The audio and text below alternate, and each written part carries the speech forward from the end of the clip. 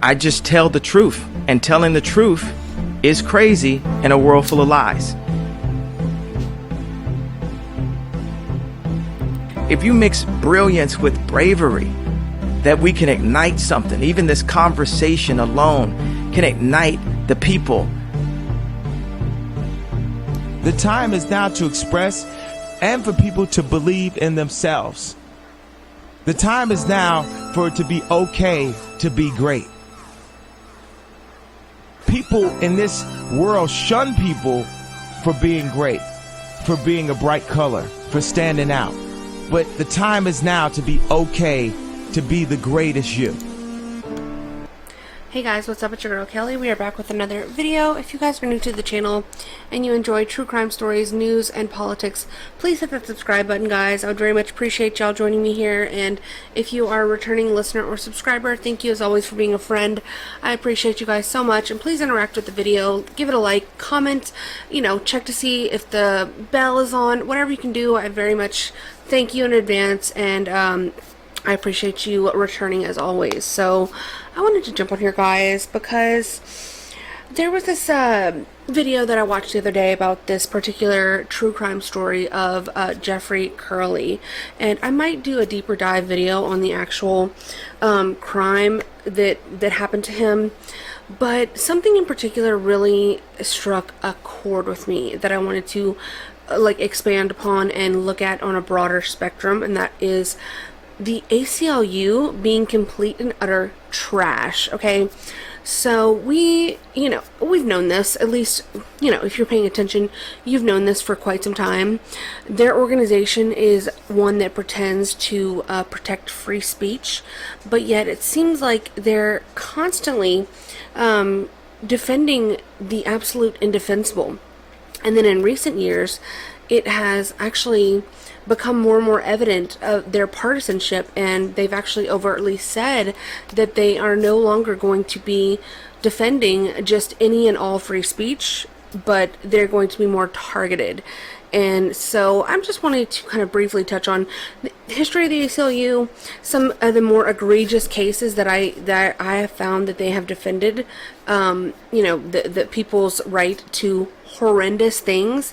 And then I want to talk about how they've turned a corner recently and become, pretty separate from their original mission statement of defending any and all Americans' right to free speech. So let's get into that right now, guys. And y'all let me know what y'all think. And I'm going to touch on briefly the Jeffrey Curley case, but y'all let me know if y'all want me to do a broader video on that one. So let's get into it. Okay, so the American Civil Liberties Union is what the ACLU stands for. So over their 100-year history, the ACLU has grown into the largest civil rights organization in the country and has been in too many controversial cases to count, which is practically its raison d'etre, to challenge and force the government into protecting the civil liberties of everyone in America, or at least so it used to be. From abortion to guns to religion to free speech, the ACLU has been at the center of America's most contentious issues. According to television character Dr. Gregory House, if nobody hates you, you're doing something wrong. By that metric, the ACLU seems to have been doing a lot of things right. They've managed to anger racist, anti-racist, atheists, Catholics, communists, nationalists, Republicans, Democrats, and everyone in between at one point or another. So I'm going to link all of my sources in the description. I don't want to, like I said, get too in the weeds with any one topic besides the Jeffrey Curley. I'm going to spend a little more time on that, but I'll link everything if you guys want to delve further into this. But I just want to touch briefly on some of these. There's, like I said, they started out, I think, with the right cause in mind, to defend all Americans' civil liberties, right? But somewhere along the way, they lost their way on a massive scale. So they started off by doing things like, defending Nazis in the 1930s. These were some of the earlier controversies that they faced, which you can say whether or not you disagree or agree with this. I don't know how I feel about this one. I think that it just depends on the situation. I don't have a specific case here to look at in order to, really expand upon this. But this is one example, okay? We're going to get into some more specific cases. And then this one, the ACLU said students don't have to say the Pledge of Allegiance. Now, I think this is absolute trash. I think that, like, there's some cases that I do feel like the ACLU and organizations that purport to do this sort of thing, protect keyword American civil liberties, should not be taking up the, the banner of, like, allowing kids to not say the Pledge of Allegiance. I'm sorry, if you're an American child in this country, yeah, you should be made to say that. And the same thing with like flag burning. There's been several cases of them defending people's rights to burn the American flag in public places. I don't agree with that either. And that is protected, technically free speech. These nonprofits have gotten so big and so out of control that they are almost trigger happy when it comes to filing these sorts of lawsuits to try to allow for speech, any kind of speech, no matter what it is, not even if it's just a little bit indefensible or even a lot indefensible. In some of these cases we'll get into, but things like this, I find this to be egregious because this is part of being an American. So what are we really doing? What is the name of your organization actually purporting to protect? So there's things like this. There's all kinds of things. The alt-right in Charlottesville apparently were represented. They've represented KKK. They've represented all kinds of different peoples. Okay, so this is a statement on their website. Straight from ACLU.org. ACLU's statement on defending free speech of unpopular organizations. New York. In the United States Supreme Court over the past few years, the ACLU has taken the side of a fundamental Christian church, a Sanitarian church, and the International Society for Krishna Consciousness. In celebrated cases, the ACLU has stood up for everyone from Oliver North to the National Socialist Party. In spite of all that, the ACLU has never advocated Christianity, ritual animal sacrifice, trading arms for hostages, or genocide. In representing NAMBLA today, our Massachusetts affiliate does not advocate sexual relationships between adults and children. What the ACLU does advocate is robust freedom of speech for everyone. The lawsuit involved here, were it to succeed, would strike at the heart of freedom of speech. Okay? The case is based on a shocking murder, but the lawsuit says the crime is the responsibility not of those who committed the murder, but of some who posted vile material on the internet. And they have a history of defending child pornography on the internet. We'll get into it. The principle is as simple as it is central to the true freedom of speech. Those who do wrong are responsible for what they do. Those who speak about it are not. Okay. So let's get into the case. Without further ado, I want to show you guys the story of Jeffrey Curley. Parental discretion is advised. 10-year-old Jeffrey Curley of Cambridge, Massachusetts was a bright little boy who enjoyed ice skating, baseball, and a good laugh. Barbara Curley is Jeffrey's mom. Jeffrey was very lovable. Everybody loved Jeff. He was a joker, always joking around with people. His favorite thing in the whole world to do was ice skate. But on October 1st, 1997, Jeff went for a ride with a neighbor, Salvatore Sicari, and his friend Charles James, seen here. The two men promised to buy him a new bike to replace his bike, which had been stolen a few weeks before. He never returned. Well, what these guys did, they stole his bicycle, and they promised Jeffrey a bicycle, and they played that out for a few weeks with him. Bob Curley is Jeffrey's father. He points out where Jeffrey was last seen alive. Jeff was right here in the yard watching the dogs. Then Sicari said, "I'm buying a car." He said, "Come on, Jeff, we're going to go get your bicycle." And he jumped in the key, ran in the house, said it was grandma. He said, "Man, I'll be back in 10 minutes. I'm going to go get something." And that was it. He jumped in the car with him, and that's what happened. After abducting him, it became clear what they were really after: his body for sexual purposes. They offered him $50 to have sex with him, and he refused. And we fought him, and we killed him. It was probably one of the most brutal deaths that anybody could ever encounter. The Curley's attorney, Larry Frazzoli, tells what Charles James, the main perpetrator in this case, did. When he got in the back seat of the car, when Salvatore Sicari was driving it, he attempted to attack Jeffrey Curley. They stuffed a wet gasoline bag in Jeffrey's mouth. When Jeffrey resisted, he sat on him, James being well over 200 pounds, and put the gasoline-soaked rag on Jeffrey's mouth. The fumes burnt the interior of his lungs, and that's how he died. And Jeffrey fought them for over 15 to 20 minutes, slowly suffocated. They took him to James's apartment, and he had sex with my son's dead body. They then put the corpse in a Rubbermaid green plastic container, put lime on it, taped it up, taped the container up, and then drove to a place and named it they threw it off the river. NAMBLA is the North American Man-Boy Love Association. NAMBLA advocates that it's their right if they can convince a 6-year-old or 7-year-old child to do a sexual act with them. When the child knows nothing about sex in exchange for candy bar, then that is consensual sex and it's okay. And that's what they advocate and preach to their membership. They don't want their kids, they want your kids. And the age of preference for NAMBLA is 6 to 12. The more details the Curleys learned about NAMBLA, the more they realized they had to do something to prevent this type of tragedy from happening to other little boys in the future. NAMBLA's a group of perverts that tries to legitimize raping and sodomizing little boys, and they try to hide behind the First Amendment.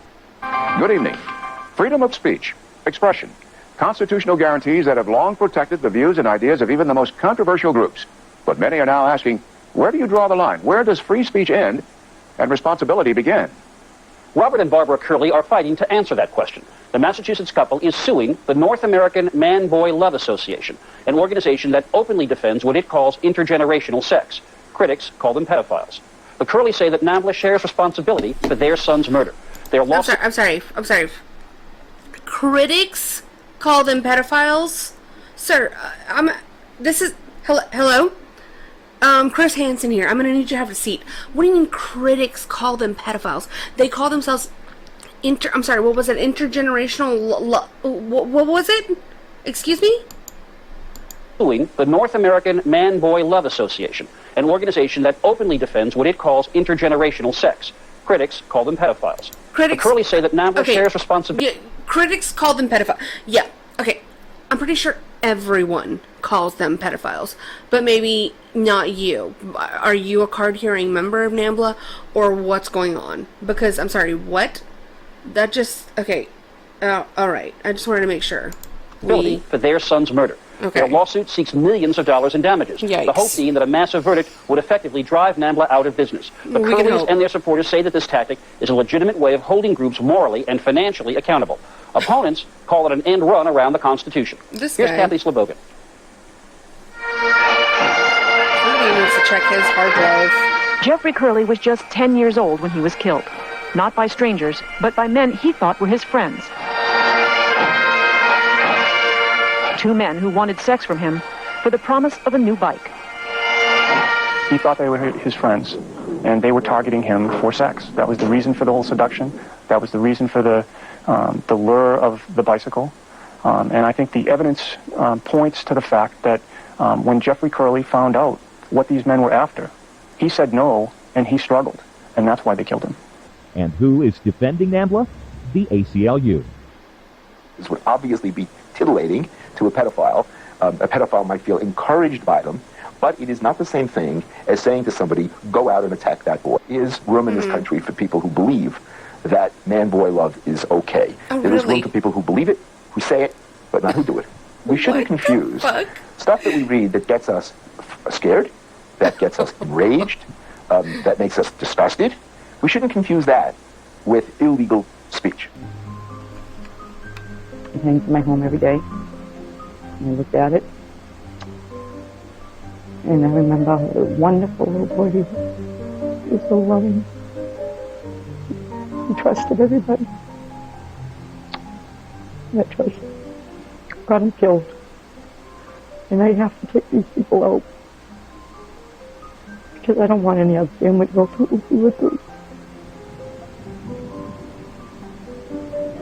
Because I hear him voice, I remember his laughter. I remember him calling me. Just to hold him again. Beautiful. He's gone. And we really need to take this organization down. All of us. And we need people's help to do that. So, that if that doesn't boil your blood, I just don't know what will. And that's the sickness of this country. We are the only country, I'm sure that there is out there, there's probably a few other Western countries that are just as retarded as we are, that would protect a pedophile organization from accountability and would allow it to continue operation in the name of free speech. I mean, what kind of fucked up world is this? I'm sorry, I do believe in free speech. You should be allowed to say pretty much anything, you know. without inciting violence, of course. Obviously, you cannot direct people to do violence against other people. And then I think when it comes to children and harming children, even if it's not like, you know, you might not consider like thoughts of having sex with children to be harmful, but I would disagree with you. And so yeah, I think that when it comes to protecting the kids, it's obviously something we're severely lacking in this country, and that is absolutely evident by not only the ACLU's defense of this organization and their right to fantasize about having sex with kids as long as they don't do it, and just spitting in the face of these families. This family right here, the Curley family, who lost their son because of two NAMBLA members, two sick-ass freaks who could not control themselves and ended up having to kill and rape a young boy because of their sick sexual deviances. And the ACLU defended them, okay? So yeah, it pisses me off just a little.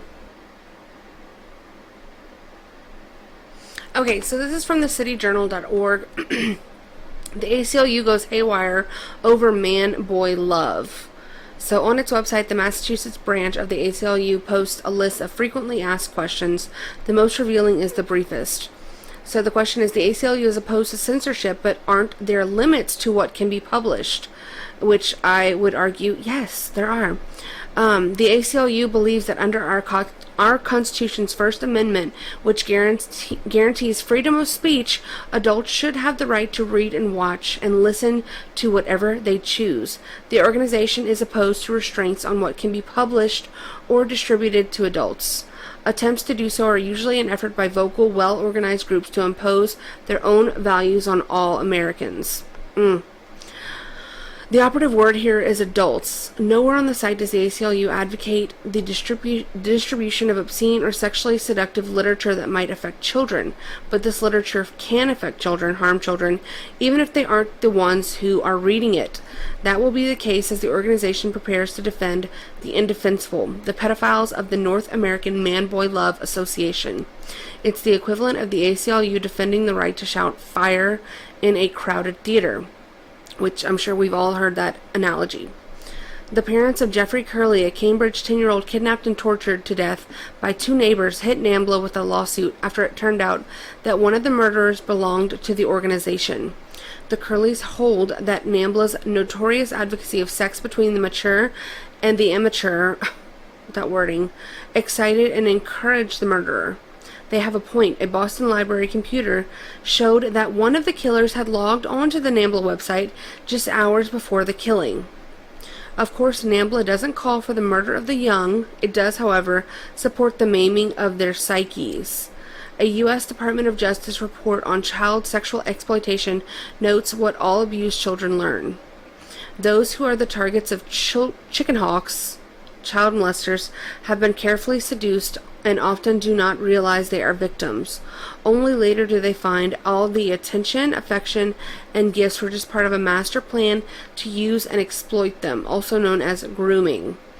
And Stephen M. Mirren, medical director for the American Psychiatric Association, points out that from a psychological perspective, sex between adults and children is always abusive and exploitative because the adult always holds the power in the relationship and the child does not.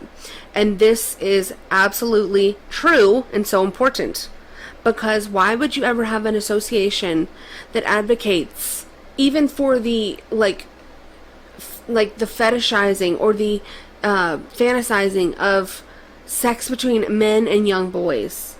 I mean, tell me again, why is this organization allowed to be a thing without it being raided every single chance that they get by the FBI or any police force that has a conscience? Oh, that's right, because our country, at large, as well as the world, is filled with disgusting, perverted pedophiles who enjoy this sort of behavior and who not only don't want to see it stop, but are actively doing all that they can to encourage it and to perpetuate it. That's just the cold hard reality of the matter. In favor of this exploitation, NAMBLA officially supports the rights of all people to engage in consensual relations.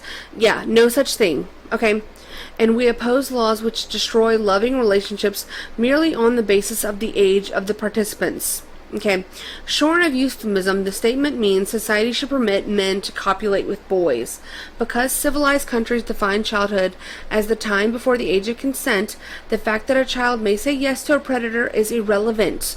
The courts have a word for the relations NAMBLA advocates: rape. And this is so true. This article is pretty much hitting the nail on the head. So yeah, that's pretty much that. And I just want to show you guys some statements made by the killer, Charles Janes. This was one of the killers of Jeffrey Curley, and he basically was denying his part in the murder for years and years and years. But recently, not only was he making headlines for asking for his name to be changed because he became some sort of Satanist or some sort of like Wiccan, like religious supporter or some shit like that, some other freak ass shit that he became a part of in prison, but he also admitted years later to his disgusting and depraved misdeeds and his part in this murder of this young boy. Some of the things that were stated during this parole hearing, one of them at least, was the following: I'm not here to ask the board for parole. I'm here to take responsibility for my murder of Jeffrey Curley, Janes declared in his very first parole hearing. I am guilty of that murder. I murdered Jeffrey Curley. Jeffrey was abducted from his Cambridge neighborhood on October 1st, 1997. So yeah, I'm sorry, what is that? You think you can get out in 26 years? I mean, absolutely not. This man should die behind bars, okay? At his parole hearing, Janes admitted he and a friend, Salvatore Sicari, lured Jeffrey into their car with the promise of a bicycle. And this is stuff we already know. And according to someone that had served time with him, these were just some of the things he said when he wasn't in front of the parole board. According to a former inmate who wanted to be referred to as Bill, he said that Janes yelled at other inmates, saying, I wouldn't hesitate to do it again. I would pull him out of the grave and do it again and again. Okay, so what a piece of shit. And this is the man that was part of the NAMBLA Association. And let's just go take a look at their website really quick. And they're .org, no less. So yeah, this is their website right here. Okay, updated as of December 2022. Okay, NAMBLA's goal is to end the extreme oppression of men and boys in mutually consensual relationships by building understanding and support for such relationships, educating the general public on the benevolent nature of man-boy love. Okay, cooperating with gay, lesbian, feminist, and other liberation movements. And so this is it right here. You know, people have been trying to say this and warn against this, that they're trying to sneak in pedophilia under the guise of the LGB umbrella. Okay, they've already snuck in trans. Now it's this, and it's clearly stated here on their website. So this is who the ACLU wants to defend against grieving parents who are only trying to see that this organization pay for what one of their members did. Okay, and I'm sorry, when it comes to children, I think that, you know, freedom of speech goes out the window, and you're not allowed to just do whatever you want when it comes to kids. I'm sorry, no. That's where I draw the line. So that's that. That's the ACLU in defending, pedophilia. So some of the other cases in which they have defended, backed up the rights of just absolutely depraved causes. Here's one right here. So this is one where basically the ACLU sued the Boy Scouts of America because they wanted to be allowed to have gays in the in the Boy Scouts, either being troop leaders or being a part of the Boy Scouts, where the Boy Scouts had a strict discrimination policy against this.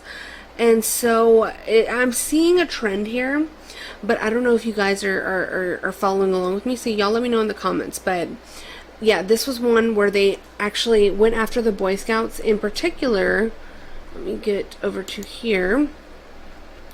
So Since 1915, the Boy Scouts have managed land within San Diego's Balboa Park. It has built a swimming pool, 600-seat amphitheater, and camping facility that accommodates 300. Camp Balboa serves some 12,000 Boy Scouts annually through day-long events and weekend sleepovers. The Scouts tied this land as a 50-year lease offered by the San Diego City Council and signed in 1957. In exchange for their stewardship, including private investment for maintenance and development, the Scouts hand the city an annual lease payment of $1. This arrangement is too much for the ACLU to swallow. It sued the city of San Diego to expel the Boy Scouts from Balboa Park. The ACLU contends that the Scouts are a religious organization and thus should be dislodged from the facility. Never mind that the Scouts did not bar other groups from using the park. In fact, according to Hans Ziegler, an 18-year-old Eagle Scout who has written about his controversy, Balboa Park hosted last summer's San Diego Gay Pride Festival. Clinton appointed U.S. District Judge Napoleon Jones deemed the Boy Scouts a religious organization last July and declared that their involvement with Balboa Park violated the separation of church and state. The ACLU used this ruling to secure a settlement wherein the city of San Diego canceled the Scouts' lease on the park, even though it did not expire until 2007, and in fact it was extended in 2001 for 25 years. The ACLU also scored $950,000 in attorney's fees and court costs, thus fleecing taxpayers and deepening its pockets. So this was an older article, but I believe since then they did end up losing, according to the Supreme Court, which said that the Boy Scouts could not only discriminate against having gay members, but that they were not considered to be a religious organization. In today's majority opinion, written by Chief Justice William Rehnquist, the court said the Boy Scouts' right to express their views against lesbians and gay men would be hampered if the organization was forced to admit openly gay people as leaders. The court said that lesbians and gay people, if they are honest about their sexual orientation, make a statement in their very existence, and groups like the Boy Scouts therefore have a right to exclude them. So, this is one the ACLU was pretty upset about, and thankfully lost, because you shouldn't be allowed to be able to force your views onto people. This kind of goes with what the cake maker out of Colorado is facing currently, trying to be forced to bake gay and lesbian wedding cakes, but the ACLU is gung-ho to defend things like this. So another one, ACLU versus Mukasey, or formerly Ashcroft versus ACLU, the legal challenge to Child Online Protection Act. So in October 1998, Congress passed and President Clinton signed into law the Child Online Protection Act. The sequel to the CDA, COPA establishes criminal penalties for any commercial distribution of material harmful to minors. That is hilarious. Signed by President Bill Clinton, okay? We all know what he's into, okay? Epic joined with ACLU and other plaintiffs in a lawsuit to strike down the law, Child Protection, Online Protection Act. Yeah, that law. They wanted to strike that one down. So this was basically an attempt by the ACLU to stop the censorship of child pornography online, which is something we kind of touched on before, and I will link all of this, for further reading. But basically they were arguing against any sort of censorship of these views online. They're very gung-ho about protecting and allowing pedophiles to speak about their sick and depraved desires online. And this is something that is seriously an ongoing issue, and I think that it's not just about First Amendment rights. It's about protecting children. And if the ACLU is against protecting children in the name of First Amendment rights, then I'm sorry. If you ask me, then yeah, I would rather prefer to have limited First Amendment rather than, absolute free-for-all for doing damage and harm and predators going after children online or otherwise in person across this country. Yeah. So Westboro Baptist Church was another defendant that the ACLU took up, and they actually, I believe, won this case. So the Westboro Baptist Church was actually, or is actually known for protesting outside of veterans' funerals and desecrating American flags, shouting down grieving families of these veterans and other despicable acts. Okay, pray for more dead soldiers. This disgusting feminist piece of shit is holding up a sign saying. So the lawsuit filed by the ACLU is not seeking financial compensation, but rather the acknowledgement from a federal court that Iowa state law prohibiting desecration of the American flag is constitutional. So again, with their sick ass beliefs and their defense of the indefensible. Recently, the ACLU has turned a corner though. So they're now siding with censors who want to censor or force preferred speech onto all of us. So Loudoun County, Virginia, where a group of school teachers challenged a school board rule requiring them to address transgender and gender expansive students by their preferred pronouns. The teachers claimed that the pronouns convey messages about transgenderism that violate their religious beliefs as well as their understanding of biology. As a compromise, in an effort to balance their speech rights with students' interest in being recognized, the teachers have offered to address students only by their names, eschewing the use of any offending pronouns. The American Civil Liberties Union has sided against them. According to the ACLU, public school teachers should be required to affirm controversial state-imposed orthodoxies about sex and gender in violation of their conscience in order to protect students from discrimination. So when it comes to transing your kids, the ACLU sides and wants to protect students, apparently. Okay, but when it comes to predators wanting to have sex with your kids, then they're on the side of the predators. So make it make sense. It absolutely doesn't. That's why the ACLU is complete and utter trash, and they, along with NAMBLA, should be disbanded. So now they are also announcing a post-Charlottesville policy shift that it will no longer defend protest groups that exercise First and Second Amendment rights together. Okay? If a protest group insists, no, we want to be able to carry loaded firearms, well, we don't have to represent them. They can find someone else. So if you're wondering if they would defend Antifa groups who also carry, armed and loaded weapons, well, I would probably say yes, they would. And I would, would love for that to be challenged, actually. So this is from The Hill, the final nail in the ACLU's coffin. Okay, the director of the ACLU has now acknowledged what should have been obvious to everybody over the past several years. The ACLU is no longer a neutral defender of everyone's civil liberties. It has morphed into a hyper-partisan, hard-left political advocacy group. The final nail in its coffin was the announcement that, for the first time in its history, the ACLU would become involved in partisan electoral politics, supporting candidates, referenda, and other agenda-driven political goals. The headline in the June 8th edition of the New Yorker tells it all. The ACLU is getting involved in elections and reinventing itself for the Trump era. The article continues. In this midterm year, however, as progressive groups have mushroomed and grown more active, and as liberal billionaires such as Howard Schultz and Tom Steyer have begun to imagine themselves as political heroes in presidential runs, the ACLU itself, newly flush, has begun to move in step with the times. For the first time in its history, the ACLU is taking an active role in elections.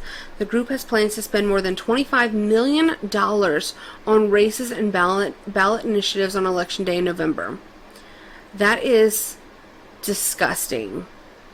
First of all, how does an organization like the ACLU have $25 million? Oh yeah, it's probably all the rich pedophiles who are donating to them, right? Okay, maybe. I don't know. You guys let me know. What do y'all think about all of this?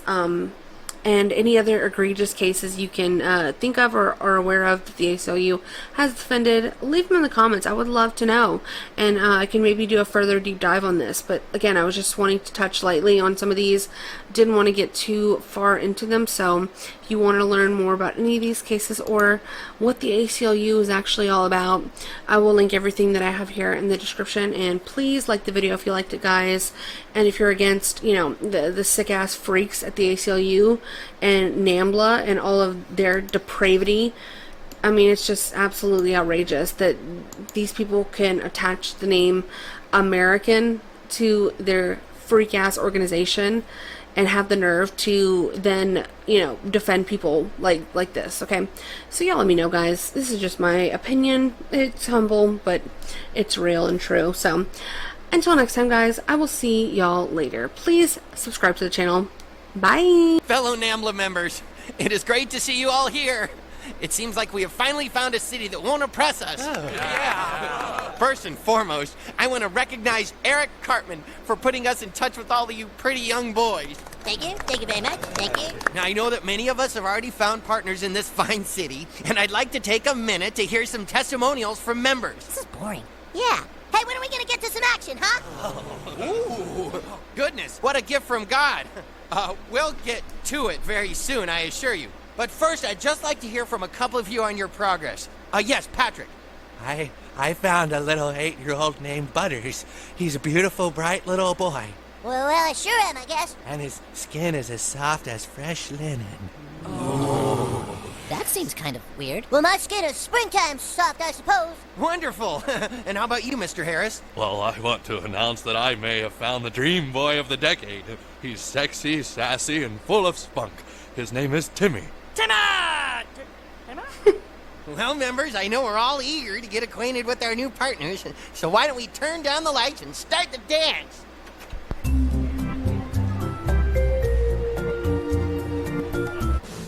All right, I want these perverted bastards all taken in. Got it? Got it!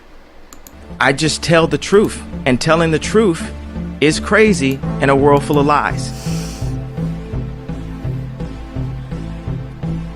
If you mix brilliance with bravery, that we can ignite something. Even this conversation alone can ignite the people.